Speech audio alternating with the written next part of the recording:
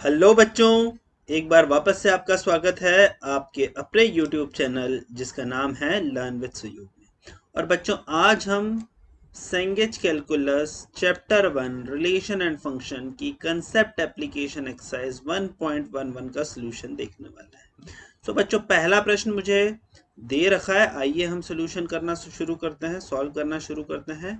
Which of the following function is not periodic, इसमें से कौन सा फंक्शन पीरियडिक नहीं है। ठीक है, तो पीरियडिक फंक्शन हम कब कहते हैं, जब सारे के सारे जो फंक्शंस हैं वो पीरियडिक हो। तो पहले में मुझे दे रखा है sine of mod of 3x, sine of 3x का mod plus sine square x, definitely ये फंक्शन पीरियडिक ही होगा। क्यों? क्योंकि भाई ऑब्वियस सी बात है, साइन 3x भी पीरियडिक है, साइन स्क्वायर एक्स भी पीरियडिक है। नेक्स्ट मुझे दे रखा है cos root x plus cos square x. यहां पर बच्चों देखिए, cos of root x will not be periodic, cos of root x is not a periodic function. क्योंकि भाई अगर इस फंक्शन को पीरियडिक होना है तो मेरे को कुछ ऐसा cos of root x plus t चाहिए। तो अगर cos ऑफ एक्स मेरा cos of root of x plus t के बराबर हुआ तो cos of root of x plus t square के बराबर नहीं हो पाएगा। ठीक है, या 2t के बराबर नहीं हो पाएगा। और अगर ये नहीं होगा तो I will say that this function is not periodic function. So obvious सी बात है, option number B is the right answer. ये वाला फंक्शन मेरा पीरियडिक नहीं होगा। आगे बढ़ता हूं बच्चों में सेकेंड फंक्शन की तरफ। इसमें पूछा है which of the following functions are periodic. Well, मैं हर एक फंक्शन बना के देख लेता हूं। पहला मुझे दे रखा है signum function of E raise to power minus X. अगर मैं E raise to power minus X का बच्चों ग्राफ बनाऊं तो मुझे ग्राफ किस तरह से मिलता है, इस तरह से मुझे ग्राफ पूरा का पूरा मिलता है। तो मतलब अगर एस जी एन का ग्राफ बनाऊंगा तो it will B a constant function जिसकी वैल्यू हमेशा मेरी 1 होगी, और a constant function is a periodic function. तो पहला फंक्शन पीरियडिक है, इसमें कोई भी दो राय नहीं है। दूसरे फंक्शन की अगर मैं बात करूं तो दूसरा फंक्शन मुझे दे रखा है sine of x, sine of x plus mod of sine x. Well, अगर मैं सेकेंड फंक्शन को अगर सॉल्व करने की कोशिश करूं, sine of x plus mod of sine x, so first और सेकेंड क्वाड्रेंट 0 टू पाई में बोल सकता हूं क्या होगा। X belongs to 0 to pi में हमें क्या मिलेगा, x belongs to 0 to pi में मुझे मिलेगा sine x plus sine x, that is 2 sine x. और पाई से 2 पाई में मुझे क्या मिलेगा, पाई से 2 पाई में मुझे मिलेगा sine x minus sine x, that is 0। तो इस तरह से जो मेरा फंक्शन होगा it will be 2 sine x. ठीक है, तो ये मेरा फंक्शन हो जाएगा 2 साइन एक्स और 0। तो सेकेंड में भी ऑप्शन हमारा ये है। थर्ड की बात बताऊँ तो minimum of sine x and mod x. So minimum value जो साइन एक्स और मॉड एक्स की है, ऑब्वियस सी बात है मॉड एक्स मेरा फंक्शन बढ़ता चला जाता है और साइन एक्स का ग्राफ कुछ इस तरह से रहता है। सो यहाँ पर अगर बात करूँ तो ये जो थर्ड फंक्शन रहेगा ये मुझे पीरियडिक नहीं दिख रहा है दोस्तों। और अगर मैं तीसरे चौथे फंक्शन की बात करूँ, so sine x plus mod x, अच्छा मिनिमम बोला है तो मुझे पता है कि sine of x, third function की अगर मैं बात करूं तो थर्ड फंक्शन मुझे दे रखा है minimum of sine of x and mod of x. मुझे पता है मिनिमम साइन एक्स और मॉड एक्स का हमेशा साइन एक्स ही होगा, कि sine x will always be less than x.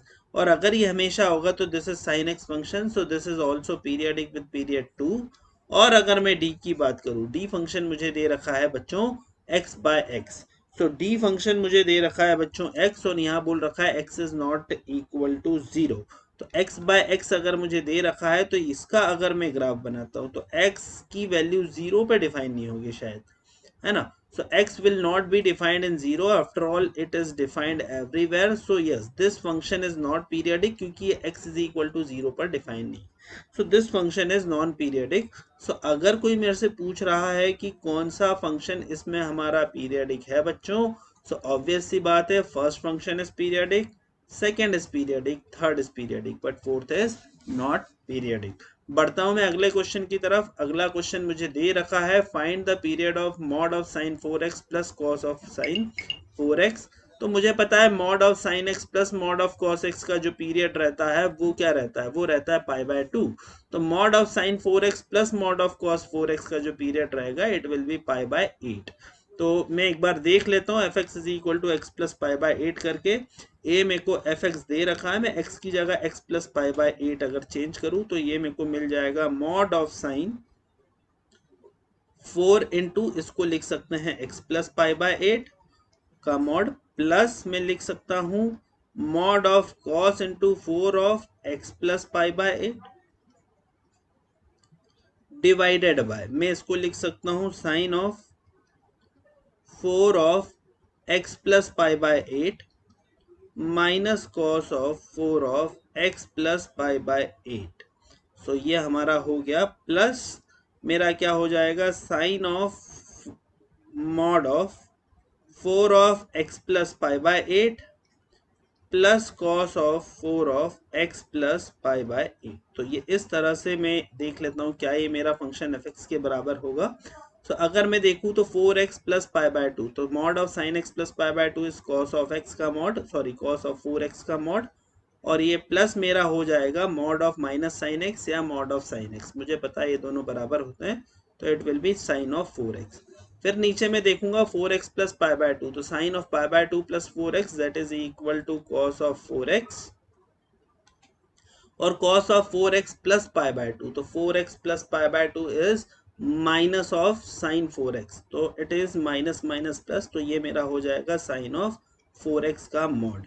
और उसके बाद में प्लस में अगर जाऊं तो ये हो जाएगा mod sine of mod 4x plus pi by 8, तो that is 4x plus pi by 2, तो sine of pi by 2 plus 4x, तो ये मेरा हो गया cos of 4x minus cos of 4 of x plus pi by 2, तो ये मेरा हो जाएगा cos of 4x minus pi by 2, तो ये मेरा हो गया sine of 4x plus pi by 2 और cos of 4x minus sine of 4x plus pi by 2, ठीक है, minus sine of 4x।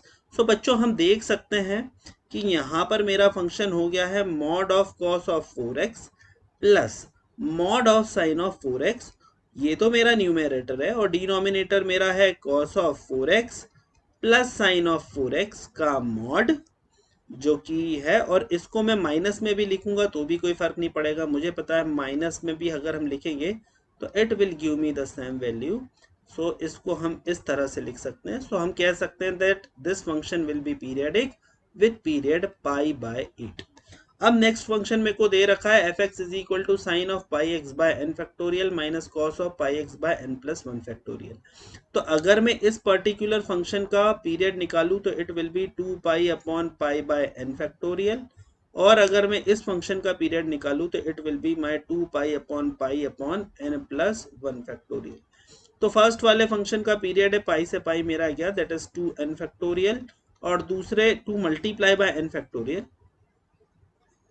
that is 2 multiply by n factorial, और सेकेंड है 2 multiply by n plus 1 factorial। सो ये इन दोनों का मुझे LCM लेना है, और इनका LCM ऑब्वियसली मुझे जो मिलेगा this will be 2 multiply by n plus 1 factorial, तो 2 into n plus 1 factorial जो रहेगा इस पर्टिकुलर फंक्शन का LCM हो जाने वाला है। तो 2 multiply by n plus 1 factorial मेरा आंसर आ जाएगा। थर्ड फंक्शन मुझे दे रखा है sine x plus 10x by 2 plus sine x by 2 square. Well, तो मैं इसको लिख देता हूँ बच्चों। पहले तो थर्ड फंक्शन मुझे कुछ इस तरह से दे रखा है, that is sine x plus 10 of x by 2 plus sine of x by 2 square, और ऐसा कहाँ तक चल रहा है, आखिरी फंक्शन मुझे दे रखा है sine of x plus sine of x by 2 raise to power n minus 1 plus 10 of x by 2 raise to power n plus 10 of x by 2 raise to power n।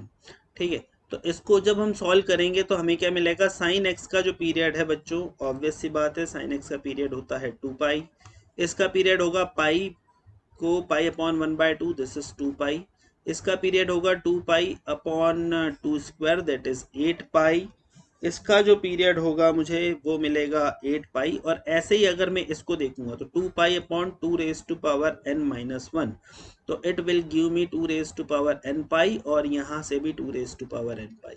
अगर मैं एलसीएम ले लूंगा सभी का 2 पाई फिर 2 पाई फिर 8 पाई और ऐसे करते हुए 2 raise to power n pi तक, तो मुझे जो आंसर मिलेगा this will be 2 raise to power n pi. So इस पर्टिकुलर फंक्शन का जो हमारा पीरियड होगा वो 2 रेज टू पावर n पाई होगा। बात समझ में आई? अब बच्चों मैं क्वेश्चन नंबर 4 की तरफ आता हूँ।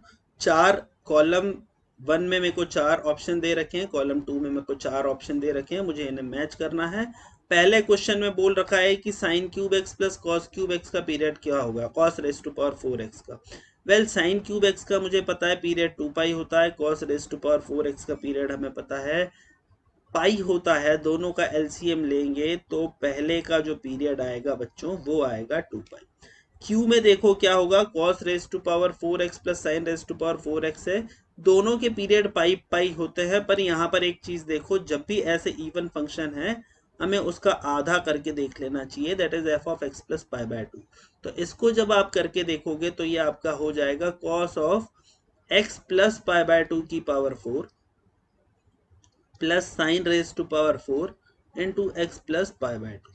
तो sine of pi by 2 plus x that is cos raise to power 4x और cos of pi by 2 plus x that is sine raise to power 4x। तो यहाँ पर मेरा जो Q में आंसर आ गया that will be A pi by 2।